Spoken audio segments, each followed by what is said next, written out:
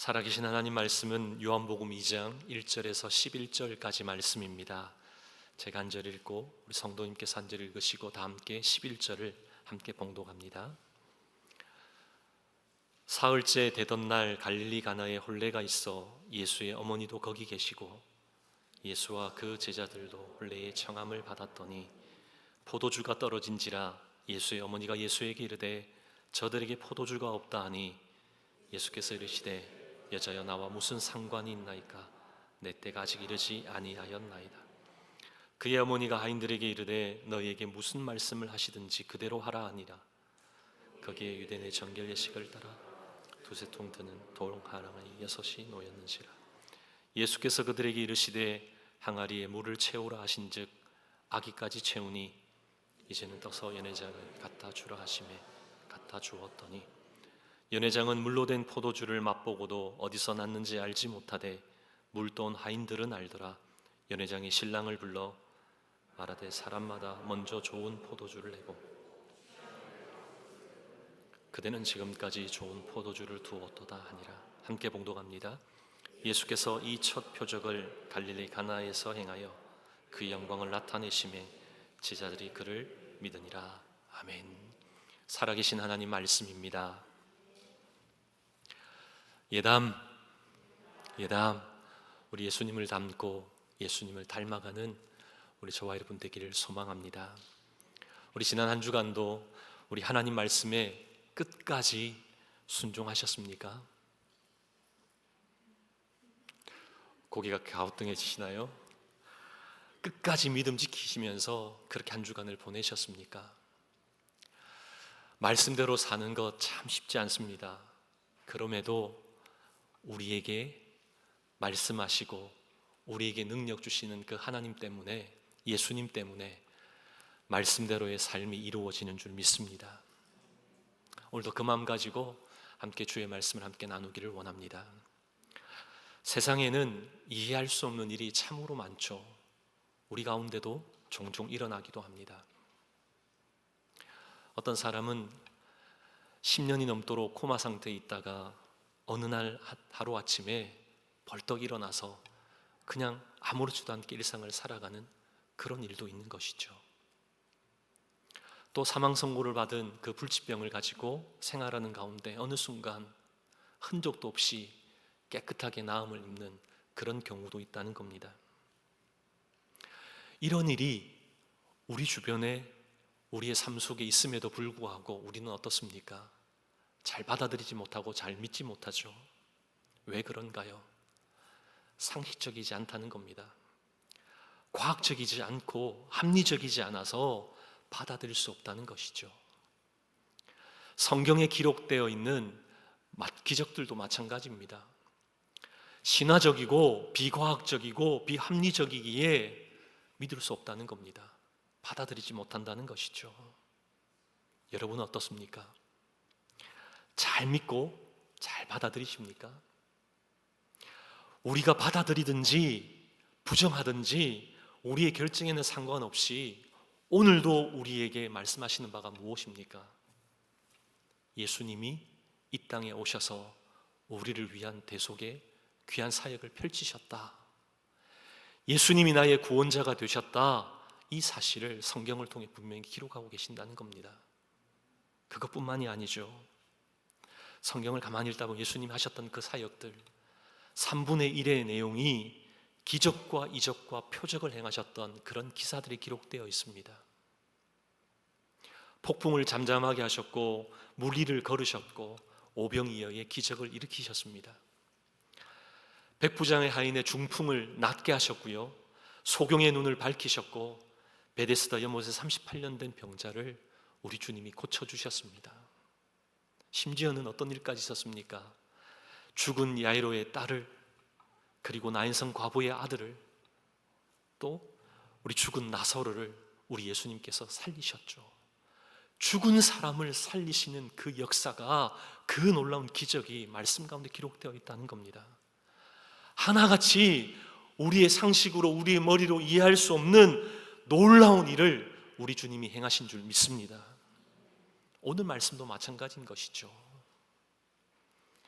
상식적이지 않기에, 비과학적이기에, 비합리적이기에 이해할 수 없다, 받아들일 수 없다, 그런 자세가 아닙니다. 우리에게 말씀하여 주심이 분명한 이유가 있다는 겁니다. 왜? 평범한 그런 기사가 아닌 기적을 통해서라도 우리가 깨달아야 하고 알아야 할 바가 있기에 우리에게 말씀하고 있다는 것이죠. 그렇다면 우리의 마음을 열어야 하고 우리의 길을 열어야 하는 겁니다. 우리 지난주에서 계속적으로 이 기적을 통해 주시는 교훈, 우리의 가슴에 새겨야 될 그 말씀들이 무엇입니까? 우리 교훈을 살펴보기에 앞서 먼저 이 위대한 기적이 있었던 이 배경에 대해서 잠시 한번 생각해 보시죠. 어떤 일들이 있었습니까? 그 배경에는 어떤 것들이 있죠? 먼저는 이 기적의 가장 중요한 주인공이 누구입니까?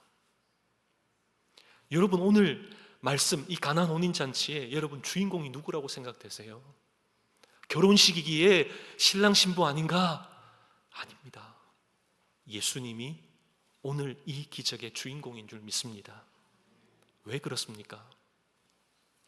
예수님이 계시지 않으면 기적이 일어날 수가 없기 때문이죠. 예수님이 계시는 그곳이 바로 기적의 시작점인 줄 믿습니다. 예수님이 혼인잔치에 초대받아 계셨기에 우리는 말씀 속에서 주의 놀라운 역사를, 표적을 우리의 눈으로 목도하는 겁니다. 이것이 너무나 중요하다는 겁니다. 예수님과 함께 할 때 예수님이 계시는 그곳이 바로 우리에게는 기적인 줄 믿습니다. 그러기 우리 예수님, 우리가 필요할 때만 계시는 분 아니죠. 언제나 우리와 함께 하시는 임마누엘 되신 하나님이신 줄 믿습니다. 또한 우리를 성전 삼아서 우리 안에 거하시는 분이 바로 우리 주님이신 줄 믿습니다. 여러분 믿으십니까? 아멘. 예수님을 우리의 마음속에 모시고 주인 삼기만 하면 예수님을 통한 기적을 매일매일 경험할 수 있는 것이죠. 그런가 하면 가나 혼인잔치의 기적이기까지 우리는 참 믿음의 한 여인을 만나게 되죠. 누구입니까? 바로 예수님의 어머니 마리아죠. 마리아는 예수님이 자신의 아들이 아니라 참 전능하신 하나님으로 믿었다는 사실입니다. 믿었기에 어려움과 거절이 있어도 어떻게 합니까? 가지고 나가죠. 가지고 가면 해결해 주실 것이라고 하는 진실된 믿음과 신뢰로 나아갔던 마리아의 모습이죠. 이런 믿음에 우리 하나님 반응하셨습니다. 물이 포도주 되는 그런 기적을 보여주셨던 겁니다. 우리도 이런 믿음의 사람 되기를 원합니다. 한번 하나님을 위해 살아가는 삶이라고 한다면 하나님을 감동시킬 수 있는 그런 믿음의 사람이어야 하지 않겠습니까? 그뿐만이 아니죠. 물이 포도주 되는 이 창조의 그 기적 가운데 결정적인 이 일을 가능토록 했던 그 일에 쓰임받았던 사람이 누구입니까? 바로 하인 아닙니까? 하인의 순종이었던 것이죠. 하인도 나름대로 자신의 생각이 있었습니다. 자기 나름대로의 판단과 그런 생각들이 있었던 것이죠. 그러나 그것보다 예수님 말씀이 더 중요하다라고 여겼고 그 사실을 통해 순종함으로 예수님이 참 하나님 되심을 드러냈다는 겁니다. 성경은 이런 하인의 모습을 그냥 외면하지 않죠. 분명히 기록합니다. 9절 말씀을 한번 보겠습니다. 연회장은 물로 된 포도주를 맛보고도 어디서 났는지 알지 못하되 물 떠온 하인들은 알더라.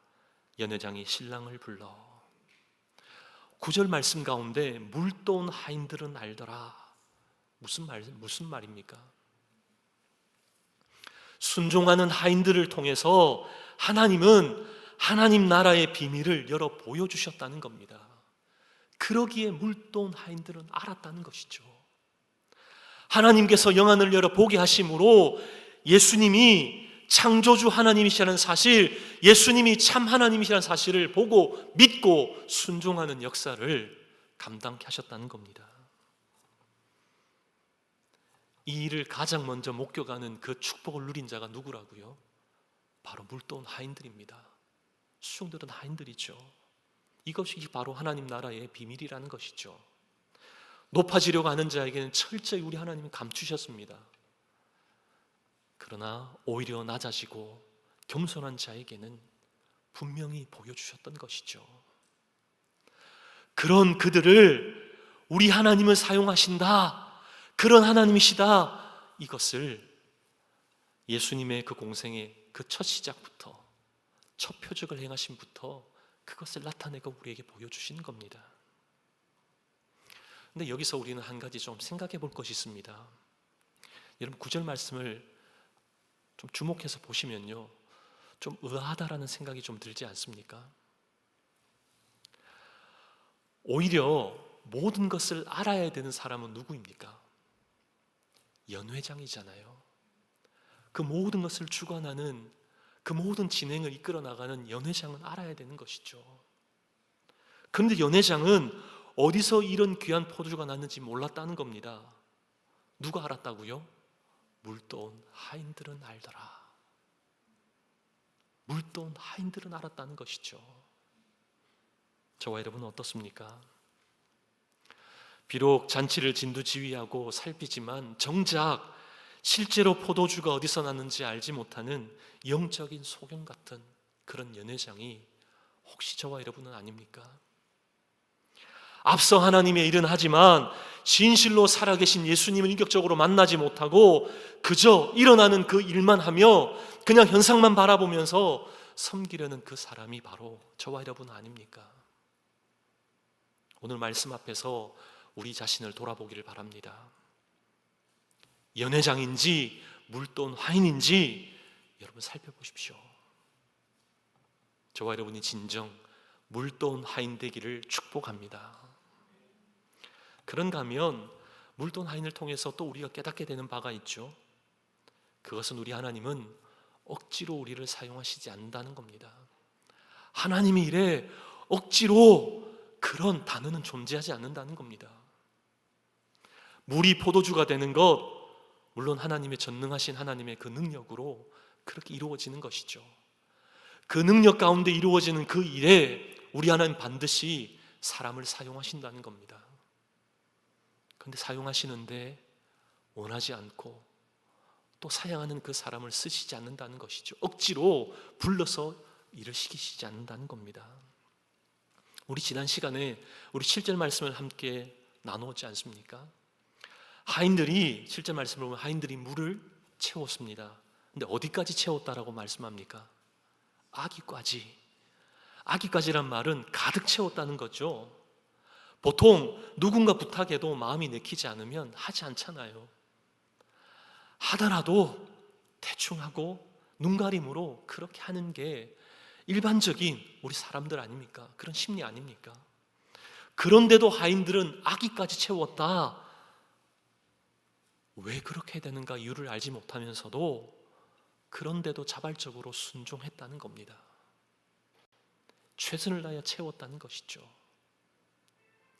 자발적인 순종이 기적의 한복판에서 쓰임받는 축복, 쓰임받는 은혜, 쓰임받는 특권을 맛보게 하시는 줄 믿습니다. 이제 하인들은 예수님 말씀대로 물통에다가 물을 채웠습니다. 그냥 채운 것 아니죠. 납득이 되지 않고 이해가 되지 않아도 오직 순종이라고 하는 그 이름으로 그 물통에 물을 채웠습니다. 우리 이 사실을 통해 저와 여러분 또한 깨달아야 할 바가 있습니다. 하인들이 순종으로 물통을 가득 채웠다면 우리는 무엇으로 우리의 물통을 채워야 합니까? 하나님이 창조주 하나님 되심을 드러내는 그 일, 하나님 부탁하신 그 말씀을 이루기 위해 우리는 무엇으로 우리의 물통을 채워야 하느냐? 그런 질문인 겁니다. 무엇으로 채워야 합니까? 믿음으로 채워야 합니까? 교회에서 예배드림으로, 가정에서 예배드림으로, 또 모여서 성경 공부함으로 그렇게 채워야 하는 겁니까? 정직한 11종금으로 채워야 하는 것이고, 아니면 기도로, 아니면 하나님을 알아가는 거룩한 지혜로 그렇게 채워나가야 하는 겁니까? 무엇으로 채워야 합니까? 하나님 주시는 그 마음 가지고 앞서 언급한 모든 것을 채워야 하는 겁니다. 근데 채우되 어떻게 채우라고요? 가득, 아귀까지. 적당히가 아니라는 것이죠. 하나님께서 마음껏 쓰시도록 가득 채우는 저와 여러분 되기를 축복합니다. 이 놀라운 첫 창조의 기적에 쓰임받았던 사람이 누구입니까? 앞서 언급한 사람들이잖아요. 근데 이 사람들이 강한 자였습니까? 앞서 있었던 사람입니까? 아니죠. 겸손한 자들이었고 자발적으로 주저하고 끝까지 순종하는 자들이었습니다. 철저히 순종하고 철저히 믿고 나아가는 그런 끝까지 믿음의 사람으로 섰던 사람을 우리 하나님은 사용하셨던 겁니다. 지금도 여전히 우리 하나님의 일을 이루십니다. 역사하고 계시죠. 그 역사를 위해서, 그 창조의 역사를 위해, 생명의 역사를 위해서 그 일에 필요한 사람을 오늘도 찾고 계신다는 겁니다. 영생토록 솟아나는 그 생수 되신 우리 주님을 담대하게 증거할 사람, 연회장에 물을 떠서 갖다 줄 사람을 우리 주님이 찾고 계신다는 겁니다. 저와 여러분이 하나님의 동력자로 하나님이 찾으신 바로 그 한 사람 되기를 축복합니다. 또 오늘 이 기적의 말씀을 계속적으로 쭉 살펴보면 기적이 가져오는 결과를 우리에게 분명히 말씀하고 있다는 겁니다. 순종으로 말미암은 이 기적의 그 결과가 무엇인지 우리에게 뚜렷하게 보게 만드시는 것이죠. 기적이 가져오는 결과가 무엇입니까? 오늘 함께 두 가지로 함께 살펴보겠습니다. 첫째는 기쁨을 가져다 준다는 것이죠. 우리에게 기쁨이 회복된다는 겁니다. 10절 말씀을 보십시오. 연회장이 물로 된 포도주를 맛보고 나서 신랑을 불러서 감탄한 그런 말이잖아요. 어떻게 말했습니까? 사람마다 먼저 좋은 포도주를 내고 취한 후에 낮은 것을 내거늘 그대는 지금까지 좋은 포도주를 두었도다. 연회장이 하는 말, 어떤 말이죠? 감탄하고 있지 않습니까? 그런데 이 감탄이 당연한 것 아니겠습니까? 밭에서 얻은 그런 포도로 포도주를 만든 것 아니잖아요. 창조주 하나님이신 예수님께서 직접 빚으신 포도주이기에, 말씀하신 포도주이기에 맛본 사람의 반응은 당연하다는 겁니다. 이 세상에서 맛볼 수 없는 진귀한 것을 맛볼 수밖에 없는 것이죠. 그러니 그런 고백 흘러나오는 거잖아요. 이렇듯 우리 하나님 일하심, 하나님의 역사에는 바로 이런 감탄, 이런 감격, 이런 감사만이 있는 줄 믿습니다. 그러기에 하나님의 일에 동참하면 우리도 이런 감사, 이런 감격, 이런 은혜를 맛볼 수밖에 없는 것이죠. 근데 그와 같은 역사를 적당하게 우리 하나 하시나요? 아닙니다. 우리 하나님께서는 우리의 생각보다 더한 것으로 넘치도록 채워주시는 줄 믿습니다. 왜냐하면 우리 주님이 오신 목적이 그것이기 때문이잖아요. 요한복음 10장 10절 말씀을 우리 함께 봉독할까요? 요한복음 10장 10절입니다. 도둑이 오는 것은 도둑질하고 죽이고 멸망시키려는 것뿐이요 내가 온 것은 양으로 생명을 얻게 하고 더 풍성히 얻게 하려는 것이라. 아멘. 우리 예수님이 무엇 때문에 오셨습니까? 우리가 생명을 얻고 더 풍성히 얻게 하시기 위해서. 적당함을 우리 주님 말씀하시지 않습니다. 더 풍성한 생명을 맛보게 하시려고 우리 주님이 오셨다는 겁니다. 그 기적을 행하심도 우리에게 놀라운 역사를 우리의 눈으로 목도하는데 적당히가 아닌 것이죠. 넘치도록 풍성하게 그 놀라운 은혜의 역사를 경험케 하실 줄 믿습니다. 적당히를 말씀하고 계신 거 아니잖아요. 언제나 우리가 생각한 것 이상으로 훨씬 더 놀라운 것으로 채우시고 주시는 줄 믿습니다. 그런 가운데 이제 포도주가 모자르지 않게 되었죠. 이제는 풍족히 되었습니다. 넉넉해졌습니다. 그래서 어떤 일들이 벌어졌습니까? 연회장의 근심이 사라졌겠죠. 극상품의 포도를 준비했다라고 신랑이 칭찬을 받게 되었잖아요. 그 잔치는 어떻게 되었겠습니까? 흥이 더 흘러넘쳤겠죠.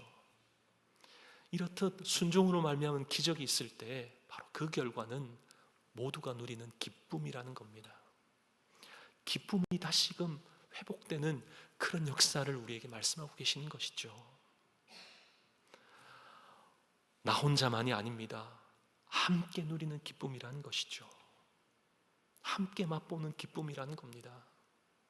그렇다면 여러분에게 묻고 싶습니다. 우리 교회 LPCH 휴스턴 사랑의 교회가 누가 가장 아쉬워하는 그런 교회가 되어야 할까요? 만약 우리 교인들에게 아쉬움 있는 그런 교회, 그러면 평범한 교회일 겁니다. 하지만 우리 지역 사람들이라고 한다면, 지역 사람 우리 교회를 보고 정말 아쉽다 그렇게 표현한다면 A학점이 아주 건강한 교회가 된다는 것이죠. 교회는 울타리를 쳐놓고 그 안에 모인 사람들만 행복한 그런 교회 아니라는 겁니다. 울타리를 걷어내고 세상을 향해 함께 기쁨을 나눌 때 그 기쁨의 역사를 통해 날마다 예수 믿는 그 사람의 수가 더해져가는 교회가 참으로 하나님이 원하시는 교회인 줄 믿습니다. 그 교회가 사람들로부터 부러움을 사고 아쉬움이 있는 그런 교회로 남는 것이죠. 언젠가는 이 교회도 없어질 겁니다. 영원한 교회는 없죠. 그러기에 저 교회를 통해서 이런 축복을 누렸다, 그 교회는 성도들만 좋은 교회였다, 이런 평이 아니라 저 교회는 이 지역에 있어서 기쁨을 주는 교회였다, 이런 교회로 남겨지기를 원합니다.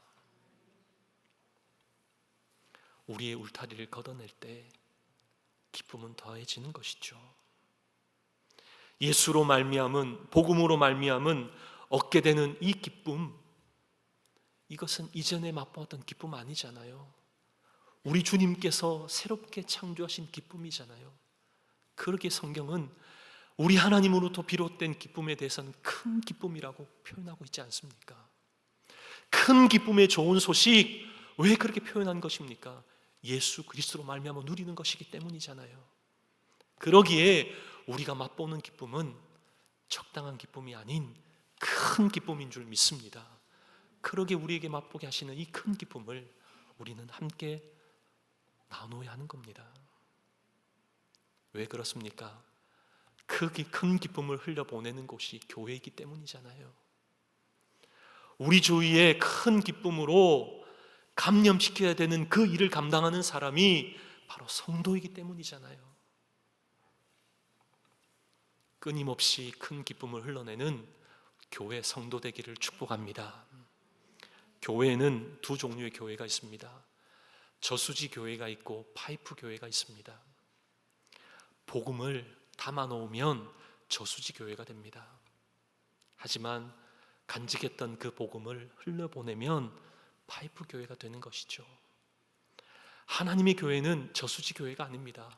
파이프 교회가 되어야 하는 것이죠. 큰 기쁨을 담아두는 그런 교회가 아니라, 그런 저수지 교회가 아니라 흘려보내는 파이프 교회가 되어야 한다는 겁니다. 순종함으로 얻게 되는 이 큰 기쁨, 이 큰 기쁨을 우리만 맛보는 것이 아니라 우리 울타리를 넘어, 우리 담장을 넘어 놀라운 이 기쁨을 함께 흘려보내므로 모두가 즐거워지는 그 은혜가 있기를 축복합니다. 둘째로 순종으로 말미암은 기적이 가져오는 결과는 바로 믿음의 축복을 누리는 것이죠. 믿음의 축복을 누리게 되는 겁니다. 예수님께서 왜 물로 포도주를 만드시는 그런 기적을 행하셨습니까? 그 이유가 무엇이죠? 11절 말씀에 그 이유가, 그 목적이 잘 나타납니다. 우리 11절 말씀 함께 봉독하겠습니다. 예수께서 이 첫 표적을 갈릴리 가나에서 행하여 그의 영광을 나타내심에 제자들이 그를 믿으니라. 아멘.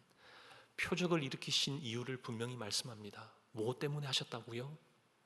그의 영광을 나타내셔서 제자들이 믿도록 하기 위해서. 믿음의 축복 주시기 위해서, 제자들에게 믿음의 축복 주시기 위해서 그런 기적을 행하셨다는 겁니다. 그렇게 보여주셨다는 것이죠. 성경에서 보면 예수님이 행하셨던 그런 역사, 그런 기적을 보통 세 단어로 표현합니다. 능력, 기사, 표적이라는 단어로. 헬라어로 바꾸면요, 능력은 두나미스입니다. 기사는 테라스이고요, 또 표적은 세메이온입니다. 이런 단어들을 들어서 사용하는데, 특히 요한복음에는 이 기적이라고 하는 이 단어 대신에 주로 표적이란 단어를 사용하고 있습니다. 세메이온이라고 이 단어를 사용한다는 것이죠. 기사, 테라스라고 하는 이 단어는 한 번 사용했고요, 나머지 17번은 표적이란 단어를 사용합니다. 왜 표적이란 이 단어를 사용한 것일까요? 이 표적이라는 것은 우리가 어디를 찾아갈 때 여러분 거리에서 만나는 게 어떤 거죠? 표지판이지 않습니까? 그 표지판이 바로 표적이라는 겁니다. 표적 자체가 중요한 것이 아니라 표지판이 알려주는 것, 표적이 가리키는 그 최종 목적지, 그 목적이 중요하다는 것, 그것을 가르쳐 주시기 위해 표적을 우리에게 보여주시고 이 단어를 사용하고 있다는 겁니다. 표적을 통해서 우리에게 전달하시고자 하는 그 영적인 메시지가 있다는 것이죠. 오늘 예수님께서 물로 포도주를 바꾸신 이 기적, 이 표적에는 어떤 이유가 있다고요? 예수님이 참 하나님 되심을 제자들이 믿도록 하기 위해서였다는 겁니다.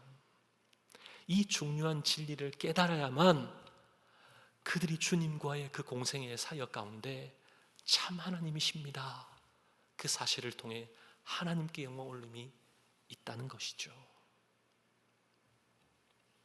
사랑하는 저와 여러분, 우리 주님이 참 하나님 되심을 여러분 믿습니까? 예수님이 참 하나님이시오 참 사람이시라고 하는 이 분명한 확신이 없으면 우리는 늘 시험거리 속에 살아가는 것이죠.